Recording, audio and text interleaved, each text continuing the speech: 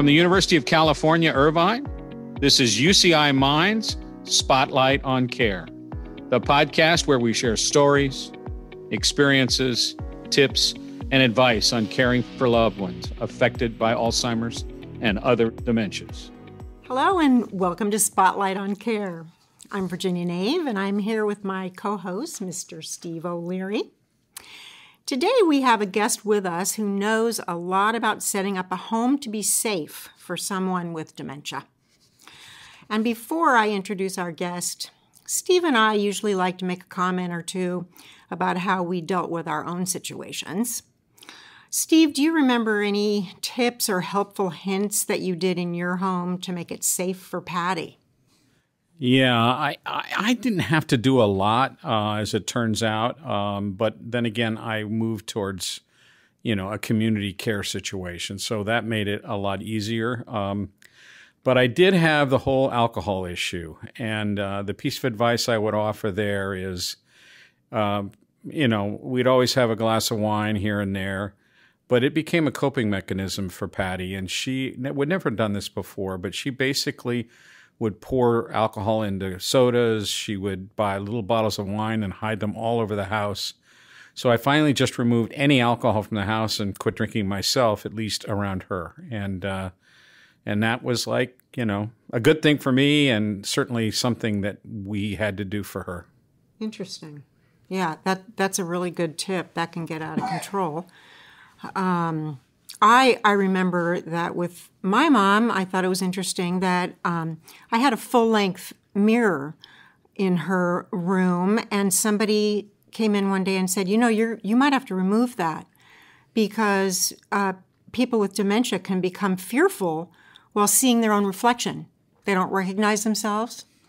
And so I thought that was interesting. I never did have to remove it, but the idea was there in my head. And also, when I moved Mom to her community, they told us to not put any knickknacks on side tables. Number one, she might decide to break one of them if she ever got upset, or throw something at someone. Easy to pick up and just throw at someone. So I thought that was interesting. I never ended up having those problems, but it's kind of good to be aware. Anyway, our guest today is Mark Wilson, and he's been here with us before, talking about how he kept his mom at home because that was her wish. She wanted to be at home. So Mark has talked about his situation in his home before, and he has a lot of very good things to say to us today about making sure that the home is safe.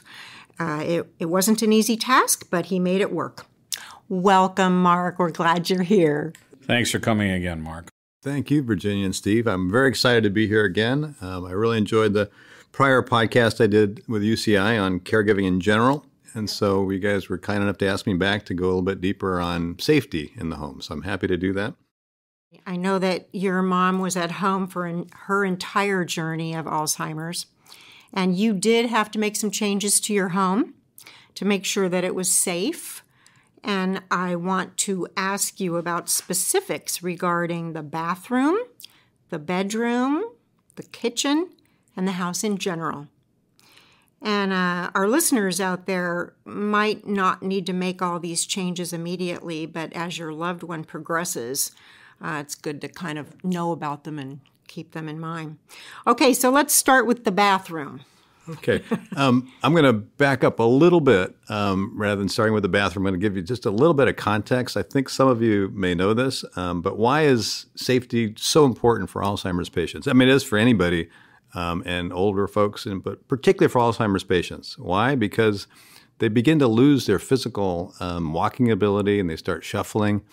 And a fall is devastating to anybody, but especially Alzheimer's patients. Why? Because if you have to bring them to the hospital can be so disorienting for anybody, no less somebody who gets confused and doesn't know people, strangers. It can really be devastating. And then, God forbid, you have to do a surgery. Then you have anesthesia, which is not good for Alzheimer's patients in particular because, as many of you know, there's a very limited, what the doctors call cognitive reserve.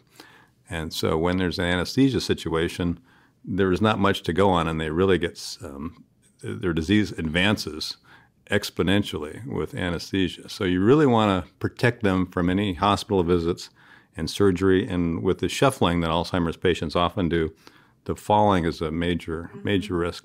In addition, things that we know are not safe, Alzheimer's patients, because of the judgment and perception issues, they don't know that. Things like, biting things, eating things, swallowing things, they're not supposed to.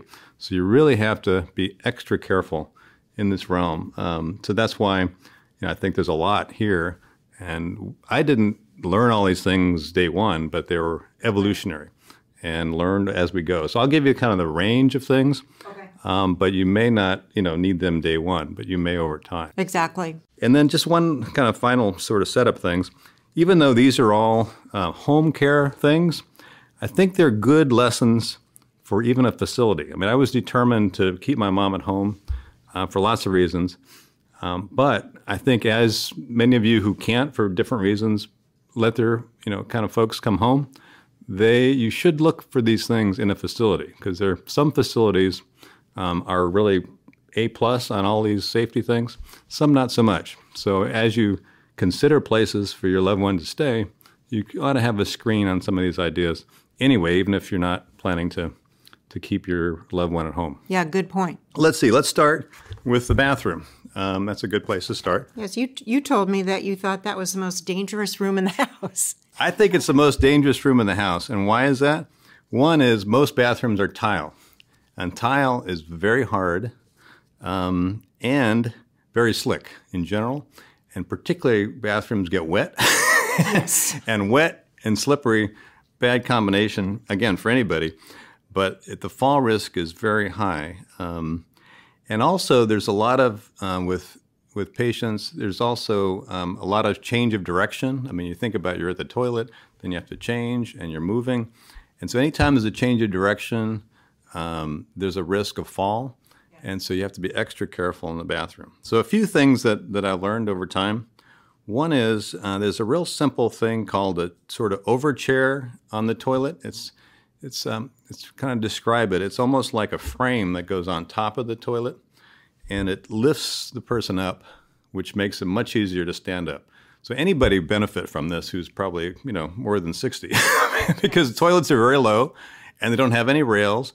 And these have rails, and you're sort of using the regular toilet. You can push yourself up on the toilet, and you're higher up, which makes it easier to stand, and just the whole thing is easier. And they're inexpensive. I mean, for $30, you can get a very sturdy one easily anywhere. In addition, if you want to raise the person up a little bit more, they have very, great cushions, toilet cushions that you can sort of put on top of it. Makes it a little bit higher and even easier and softer on the person and easier to get up. So those are all really important. Another idea I would do in addition to the sort of toilet overchair is a rail. There's like safety rails that you can put very easily along the wall or wherever the nearest wall is to the toilet. And easy, again, inexpensive. You probably need a handyman to put it in, but for $100 you can put in a rail next to the toilet so that they can kind of grab onto it when they're transferring, changing directions, or need to hold on to it while you're helping the person in some way or they're helping themselves. They can grab onto it. It's much, much safer. Right. So those are important elements of sort of the toilet part of it. And I hate to be that basic, but these are all like big things to minimize the risk of falling. Let's see. Another sort of the next one to talk about is kind of bathing. So bathing, washing is also an important area. I think that the best sort of washing vehicle is a stand-in shower, one that you can step into. Most of the lips on the stand, they're pretty low. If you have a high one, no. But if most of them are like, a couple inches, person can probably lift their feet, even if they shuffle a little bit with a little bit of help, possibly. But they go inside the shower, and then it's important to get a shower chair. And the shower chair is, again, very inexpensive, It's a sturdy chair that goes in the shower. It's waterproof. It's got handles. You can help that person sit, take the shower, and they do it with a handheld shower. The nozzle coming out of the top of the shower doesn't work too well because the person has to stand to get the water right. And you don't want to be standing in a shower if you're unstable or shuffling, which most Alzheimer's patients beyond a year or two have that problem. So I learned that was really, and very easy to put in. You just, if your shower doesn't have that, you just screw it in. You get at the hardware store for $25 or less, and then you've got control over the hand nozzle, and they can shower themselves sitting down, or you can help shower them. And you have a lot of control about where the water goes. You can even step into the shower and help them without getting wet because you're focusing on where the water is going. It's not just water going all over. Yes, less scary. Less scary, absolutely. Yeah. So to me, that's like an easy thing. You just do the hand shower, sit in the shower, and it's a lot safer than standing up. And you can help them inside the shower very easily. So tub, not good. And we didn't have like they call these walk-in tubs that they advertise. I assume they're good, but very expensive to put in. I mean, we're talking about probably $4,000 or $5,000. And some bathrooms are just not designed to put in a big walk-in tub. So I'd stay away from trying to go over the giant tub, and it's just too hard. So if you don't have a walk-in shower, then I would go with a sponge bath. That's what we did. Later, when the shower was harder to have my mom go over the lip on the walk-in shower, just a sponge bath. You can sit on a chair or on the toilet, and wash her with sponge water. You can even use like a spray bottle for washing the hair. They can start to be afraid of a shower. They get to be afraid of water. Fortunately, it's a phase that usually passes, but sponge bath at that point is really necessary. And they sell a lot of products now, at your local pharmacy that can help bathe somebody who is seated or even in a bed. Yeah, that's a great idea. And it's really pretty easy to do, and you can get someone very clean, with a sponge bath. Mm-hmm. So. Mark, let me ask you a personal question. How was it bathing your mother? Yeah. I mean, was that what did you have to overcome, or she have to overcome with the idea that somehow roles had reversed? Oh yeah, no, that's a great question. I think in the beginning it was awkward, more awkward for me than probably her, because she knew she needed help, and she loves me as a mother, and so it wasn't. I don't think it was a big deal for her. Oh, maybe it was, and she didn't give any indication of it. But for me, it was a bit awkward at first. But again, it's like all this, caregiving of someone you love. It's more important that you do it right and you take care of them than whatever feelings, you have. But yeah, it was a little bit awkward at first, for sure. You just have to get over it. Yeah, yeah. And then in my July podcast with you guys, I talked about bringing in caregivers after a few years because I was just too hard to do it myself. And that, I would kind of help the caregivers, but they did the, kind of primary work around showers and bathing and all that. But yeah, no, the shower can be a dangerous place if you're not really careful, or any bathing, because there's water and there's tile and you can slip.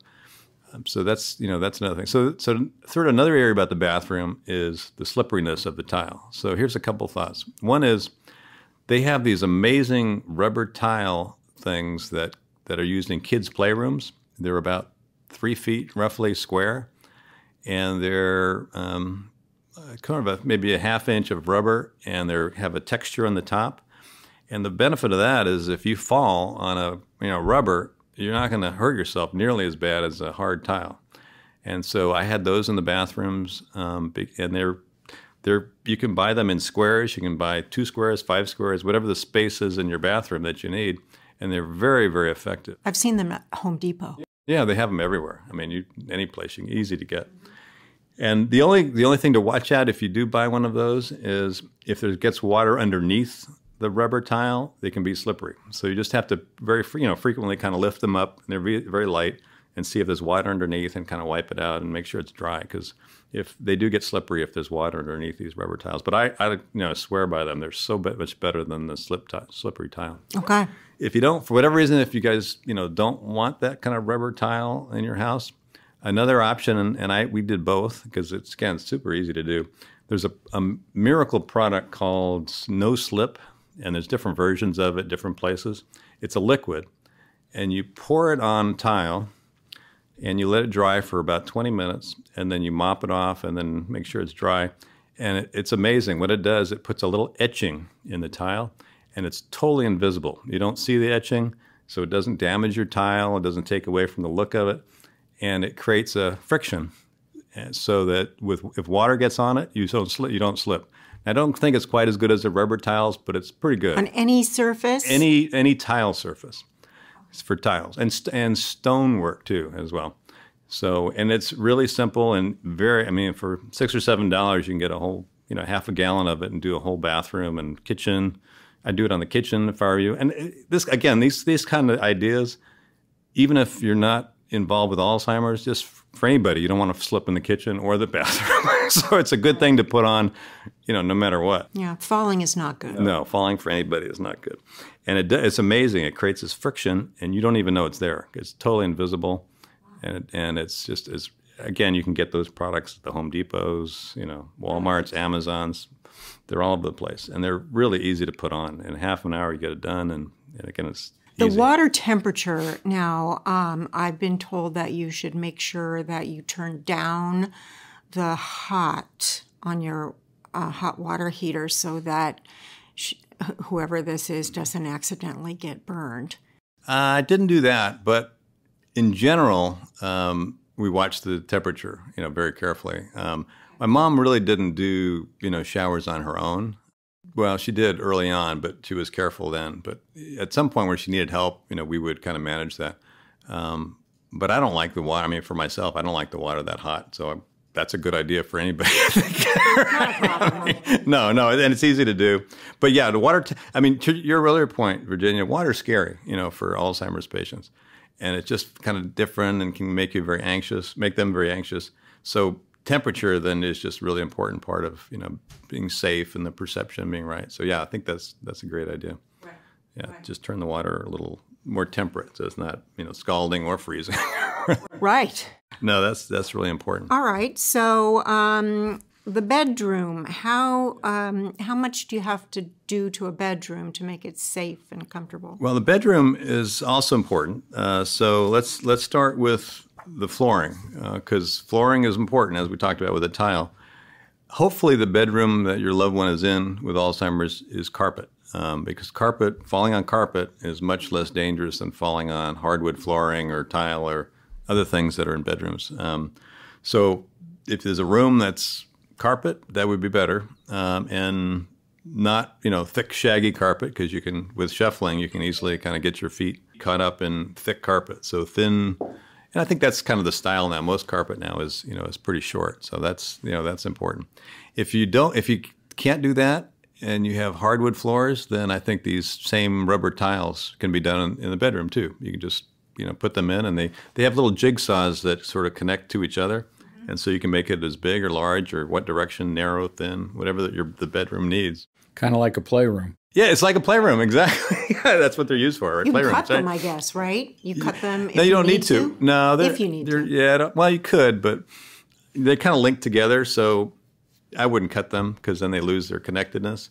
But they're like 3 feet, so you can easily kind of put them in various spaces. You've probably seen them, Steve. Yeah.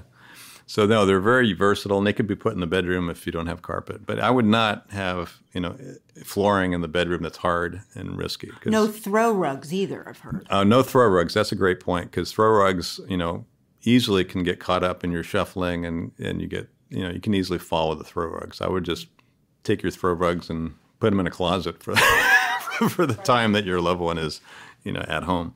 So yeah, throw rugs are not good. So carpeting or rubber mats on the flooring would be great. And then the second one is, and this is something I really relied on, it's I call it kind of a category of bed alarms. And there's different kinds of bed alarms, but basically the idea is that if your loved one is in need of help getting in and out of the bed and sort of moving into the bathroom, whatever they need to do in the middle of the night, then it'd be nice to know that they're getting out of bed. So there's two basic kinds of bed alarms. One is sort of mattress-based one, which a lot of the facilities, nursing homes and so forth have, that if they stand, or hospitals have them too, if you stand up, then there's no weight on the mattress, and so that triggers the alarm. And it's, signal, there's different kinds of them, but, a bell or whatever, it kind of wakes you up or makes you pay attention that the person is getting up. What I learned is that I like better than a mattress-based bed alarm is a motion detector bed alarm. Because what I found out was that with the mattress-based alarm, by the time my mom stood up and was off the mattress, she was up. And there was risk because she was standing when she needed help transferring and getting help getting to the bathroom. So what was nice about the motion alarms, as soon as my mom's foot would go over the side, it would be in the motion sensor's direction and would signal it. So I would know several seconds before that she was getting out of bed, because your foot has to go over the side before your body can stand up. That alarm system goes to your location, not right in front of her to startle her. Is that correct? Right, and it's again unbelievably simple, easy. They're little sensors. They're on a stand, and they're probably 2 inches by 2 inches, and you can position them anywhere. They're battery powered, so you can move them around. And what I did is I had bought 2 of them for the different kind of spaces where my mom would get up, and then there's a receiver, if you will, and that's also very small. And you could, if you're I would sleep in the room, but I'd try to get a few hours sleep. I could put it right next to my ear. You could go anywhere in the house would be the range. So you could be in another room, and you could run in if you hear it. and so it was very versatile, and it was nice because if you wanted to put the motion alarm like on a chair, if during the day, you could also put it there so that if they start to get up on the chair. And so it's very movable, where a mattress alarm is a little bit trickier. And it's also, about a 20% of the cost. Wow. The motion detectors are much cheaper than a mattress alarm. So anyway, I think it makes your life a lot more secure, because you can, if they move, then and you can run in there and help, and again, mitigate, or reduce the risk of any falls, which is, job number one. Falling is really, really dangerous. Yeah, they didn't have such a thing when I would have used it for Mom, and she got up in the middle of the night one night, went out to the hallway and fell and broke her arm. Oh, it's horrible. And then your hospital visits and all the things that are bad about the hospital for anybody, no less Alzheimer's patient. Mm-hmm. So the motion alarm, and again, it's unbelievably cheap. I mean, you can get, for each one is maybe a nice one for like $20. And so it's like a no-brainer, to have it. And it's good. It's also good for other things in the house. If your loved one tends to wander, and my mom didn't have that issue, but some Alzheimer's patients sort of wander and put themselves at risk. You could put it near the door. You could put it anywhere, and you'll know whether that person is on the move. So you can just Google motion detector. Yeah. We got ours on Amazon. I got a lot of stuff on Amazon because it's so easy to get. But we got ours on Amazon, but you could buy it, anywhere. Google, motion detect, battery powered motion detectors, and you can get them. And they're really, really easy there's no setup. You just put the battery in and turn it on, and you're done.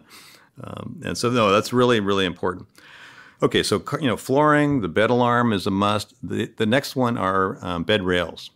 Okay. Again, you don't need a hospital bed at home. You can have one. They're nice, but you don't need one. The bed rails go on any kind of bed, and they get fixed sort of underneath the mattress. And there's many kinds, and I'll tell you the ones that I like the best after trying them a little bit. We tried the ones that almost like hospital bed rails that go up and down. They go up and then you kind of adjust them and they go down.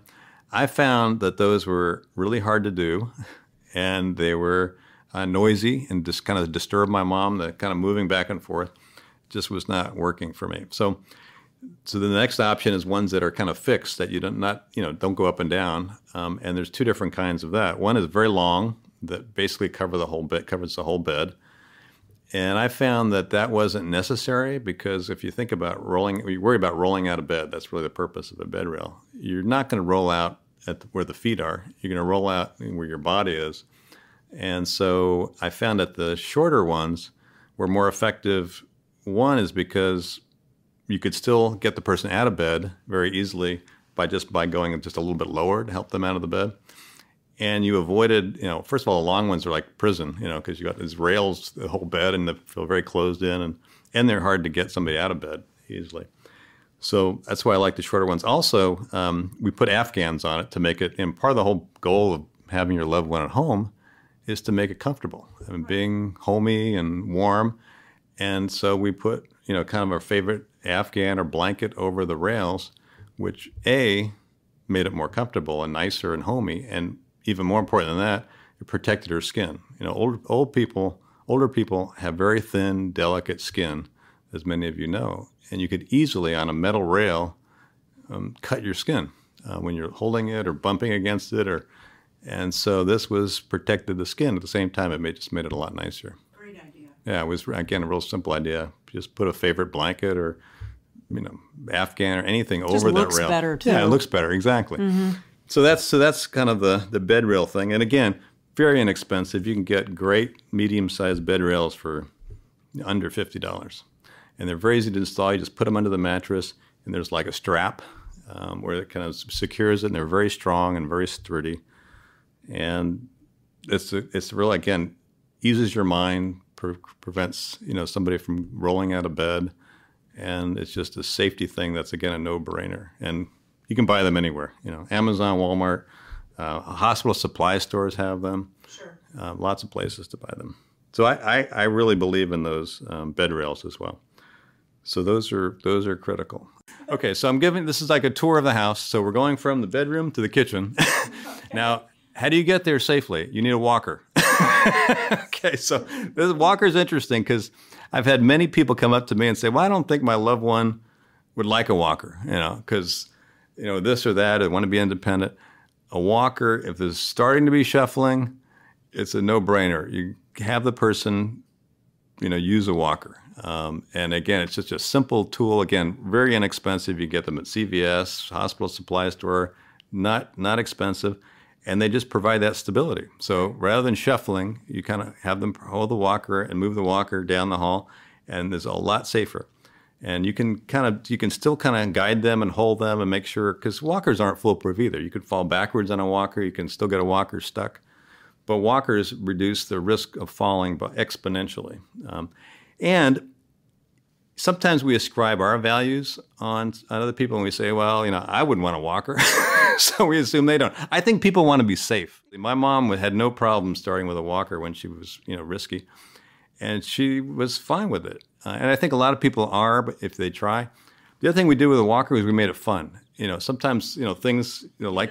Yeah, well, yeah, my mom liked little stuffed animals and things that she had in her room. Yeah. So very simple idea. We would decorate the walker. Yeah, we put stuffed animals on the walker. We tied it there. And all of a sudden, the walker becomes something fun, rather than, something burdensome. Now we're safely walking to the kitchen. And the kitchen has a lot of, kitchen and dining area have a lot of risky things. So there's knives, there's sharp things, there's materials that are corrosive and poisonous. So it's really important, again, back to the beginning, where Alzheimer's patients, dementia patients don't necessarily think of safety and things that are unsafe like we do. So they may not know that a knife can, really cause some damage. So, or something corrosive or chemical. So make sure they're out of reach. There's, again, learning from kids, there's child-proof locks for cabinets, very inexpensive. You can kind of just put a hook on there and they can't open it typically. So that's really, really important. So kind of thinking about anticipating what are the things that the patient, that your mom, your loved one might do that I would never think of. Another one is putting things in your mouth. We think we don't put things in our mouth. We don't swallow things, bite things. Some Alzheimer's patients do that. And my mom had a biting thing. And so we were always worried about, having her put something in her mouth, swallowing, choking. So we had to just really be careful about that. So there's probably somebody with her each time she wanted to spend some time in the kitchen. Probably best to have somebody with her. And yeah, my mom really, after a while, sort of didn't go in the kitchen. We had, we prepared meals for her and that kind of thing. But she ate on her own for a long time. So that brings me to another real basic thing in learning from children, there's children rubber, like a stiff rubber utensils. So my mom, and I love them. It was like, because my mom would bite on the metal utensils and she would feed herself. We wanted to encourage, again, one of the principles, get your loved one to, be independent as long as possible. So I love the fact that she was feeding herself, but she would bite the utensil and it'd be a risk of her breaking her tooth or whatever. And the other thing that she would do is she loved to eat, and we'd encourage her to eat on her own. And she would have put too much in her mouth with a big fork and spoon, and she risked choking, because as some of you know, as you sort of develop dementia, Alzheimer's, swallowing and choking becomes more of an issue. So I found out about these kids' spoons. They're amazing. They're smaller, so the portions by definition are going to be smaller, which slows her down on her eating and chewing and swallowing. And if you bite them, they're not going to break your mouth.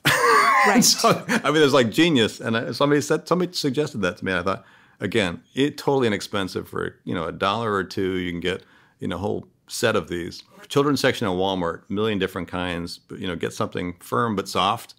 And the portions are nice and small, so they can still have the comfort of eating without risking it. So little things like the stove safety is another one. We didn't have to worry about that with my mom. But I know, burning yourself or being near the stove, and there's lots of stove safety products that sort of protect the stove or give you an alarm if you leave the stove on. I'm not too familiar with those, but I know they're out there too to consider. I found one called iGuard Stove. And it actually, I think you have to have somebody install it for you, but it will actually turn a stove off if it's been on a long time. I don't know anything about them personally, but it sounded good online. Yeah, with so much technology now, and inexpensively really protect. The idea is to think about it. It's like, okay, what could go wrong here? Well, we want to wrap this up pretty soon. General home safety, are there any tips that you can think of? Well, just a couple, Virginia. One is, I've heard this from people before, and I want to eliminate, if you really want your loved one to be home, some people say, well, my house has steps. And so you hear that, well, I can't keep them at home because there's steps, and they're shuffling and they can't really go over steps. So here's another genius thing, like the rubber spoons and forks. There are portable ramps that you can buy. I bought a couple because we have steps, not second floor, it's one story, but there's a number of places my mom had to go over that are steps. Oh.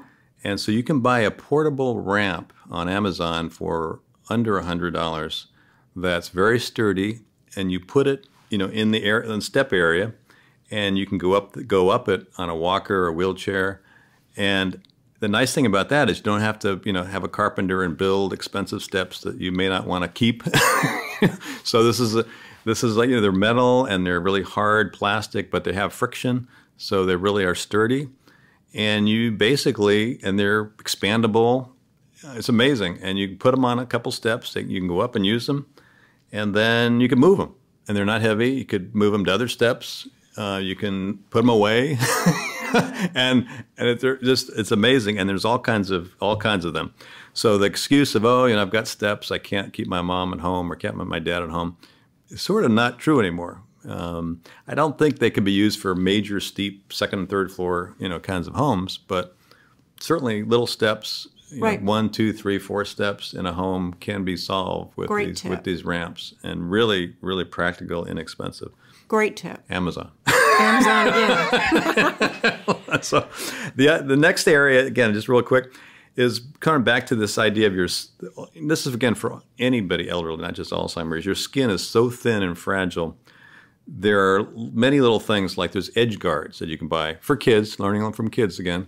And again, very inexpensive. You put them on edges of cabinets, furniture, shelving, so that if they walk by and they're not stable and they might hit something or fall on something, they don't have major damage that puts them in the hospital. And you have to stick them on it. You put the edge guard in the corners, and you feel better. Easy, very easy and inexpensive to do. So there's a lot to do. There's a lot here that again apply to anywhere, and anybody has a loved one at home for a short time, long time, and even facilities. I've been to facilities where some of these things are not done, exactly, and that's not good, because there's risk in falling and safety issues in facilities as well. Well, now people can kind of tuck these things away in their minds, and as the disease progresses, they can make some of these adjustments to their home so they can keep their loved one at home if that's the plan. Yeah, that's exactly it. And I was determined to keep my mom at home, and she was at home for 10 years with her journey of Alzheimer's. And I learned a lot, but I would never trade it in. I felt there's no reason why I can't create as safe or safer environment than a facility. And I knew she'd be happier at home and have more fun, and the safety was important, though. So this was a must. Well, you did it. Yeah, I was going to say, Mark, I've talked to many people who have that decision and are afraid of it, afraid of not doing a good job, afraid of the inconvenience for themselves, whatever the fear might be. And you've done a wonderful job. There's lots to do, but it's still possible. And I applaud you for, one, doing it, and two, this is really a teach opportunity for somebody to consider it, whereas before you might not have. And that's my goal in going through these with you guys, because a lot of people rule it out, and I found it was work, but it was remarkably, doable and not all that difficult to find these things with Google searching and Amazon. You can find all these things very easily and not expensive. I mean, you could equip your whole house for $500 and get all these things I talked about. Well, thank you so much for joining us today. This has really been interesting, and hopefully we're helping people out there. We'll have to say goodbye for now, but maybe you can be back again someday with some interesting information. Thank you, Mark, and thank you for joining us out there, everyone. Thanks, Steve. Join us again on Spotlight on Care. Great. Thank you, guys. Appreciate it. Have a good holiday. You too. Spotlight on Care is produced by the University of California, Irvine Institute for Memory Impairments and Neurological Disorders, UCI Mind. Interviews focus on personal caregiving journeys and may not represent the views of UCI Mind. Individuals concerned about cognitive disorders, prevention, or treatment should seek expert diagnosis and care. Please subscribe to the Spotlight on Care podcast wherever you listen. For more information, visit mind.uci.edu.